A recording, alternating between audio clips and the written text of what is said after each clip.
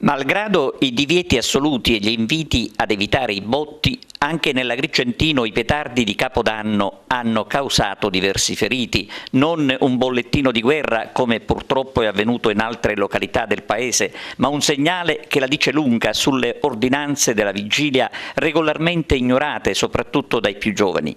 Ed è un ragazzino la vittima più grave dei botti. Si tratta di un giovane di Naro di 15 anni che ha avuto amputate entrambe le mani a causa appunto di un petardo che non ha lasciato scampo al giovanissimo trasferito a Palermo Colle di Soccorso. Il grave fatto è accaduto a Canicattì. Come dicevamo, nell'Agrigentino si sono registrati altri feriti per i famigerati petardi di fine anno. 2 feriti a Licata e 1 a Palma di Montecaro. In questi casi si è trattato di lievi bruciature. Anche un extracomunitario risulta tra i feriti della provincia di Agrigento e un giovane del Gampia domiciliato a Ribera che se la caverà comunque in 30 giorni. In Sicilia, tra le province di Palermo, Catania e Messina, si contano 13 feriti, di cui 7 nel catanese.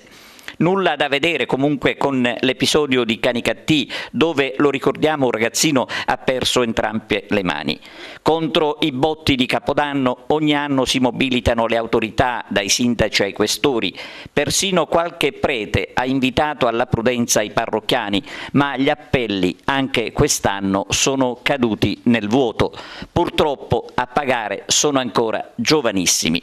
Forse si dovrebbe a questo punto agire con maggiore fermezza nei sequestri, eliminando dal mercato più quantitativi possibili di petardi.